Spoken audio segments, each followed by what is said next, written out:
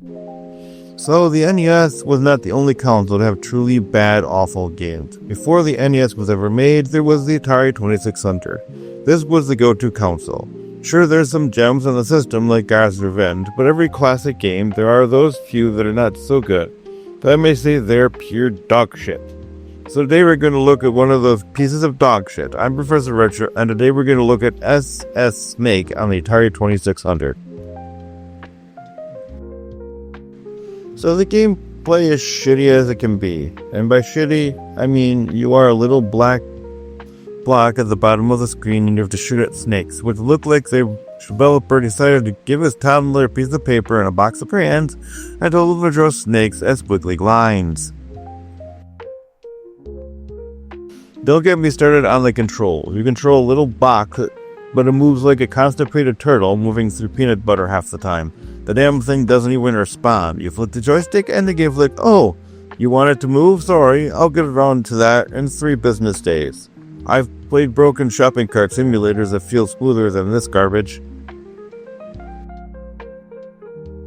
Holy fuck, my ears. Every time you shoot it, it sounds like the world's saddest kazoo being stepped on by a fat raccoon.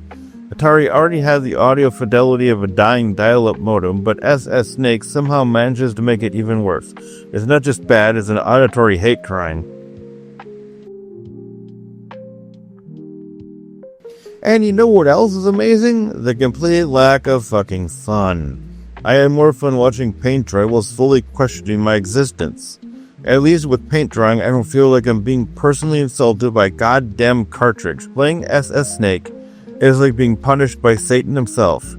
Like, you must have done something heinous shit in a past life, and this is your eternal torment. So let's wrap up this little tart burrito, why don't we? Sssnake is one of the worst fucking things I've ever played on the Atari 2600. And that's saying something, because the system is a graveyard of shovelware shit stains. It's ugly, it's broken, it sounds like an effing hell, and it's about as fun as sticking your dick into the blender. If someone gives you this game, don't play it. Throw it in the trash, light the trash on fire, and then launch the flaming trash into the fucking sun. That way no other poor bastard ever has to suffer through this digital diarrhea again. You know what drives me insane? When a game with some of the best graphics at the time turns out to be a quarter-eating QuickTime nightmare. Yeah, I'm talking about Dragon's Lair. This wasn't an arcade game, it was a quarter-eating scam wrapped up in a neat Saturday morning cartoon. You play Dirk the Daring, and you have to rescue Princess Daphne from the dragon's singe. Sounds great, right? Well, you're dead wrong. Like I said, this is a QuickTime nightmare. You mistime any control, you get to see a Looney Tunes style death scene. Move the joystick too late, well, you're dead. Swing your sword too late, well, you're dead. I watched Dirk fall into more pits than fucking playing the game. But let me take you back for a bit. You are a healthy teen with a handful of quarters at Chuck E. Cheese or other arcades. Your parents told you, have fun. You see the cabinet for Dragon's Lair. So you walk past well-known games like Pac-Man or Teenage Mutant Ninja Turtles to a cabinet with a laserdisc player on top of it. That you waste all your money you saved up for the newest NES game, only to die constantly. It isn't a skill issue, it's a money issue. You have wasted all your cash on one game so brutally difficult and makes Ghosts and Goblins look easy.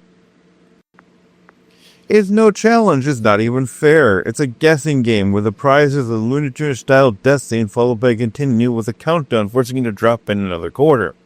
Sure, Down Blue's artwork is pure amazing, but I didn't pay to watch Dirk get his ass burned to a crisp by a dragon. I paid for a fucking video game.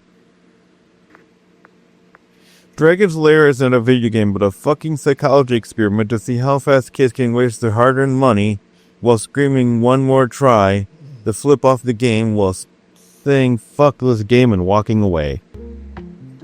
Sssnake, this isn't a game, it's a war crime shoved into a cartridge. Who the hell thought it was a good idea to make a game where you are a fucking dot shooting at other dots while a green pile of pews slithers across the screen like it's having a goddamn seizure? The control's non-existent. You don't control a snake, you control a migraine headache. The graphics, well, they look like someone spilled radioactive slime on graph paper. And the gameplay, oh, you mean staring at the screen while your soul evaporates? Yeah, fun. Sign me the fuck up.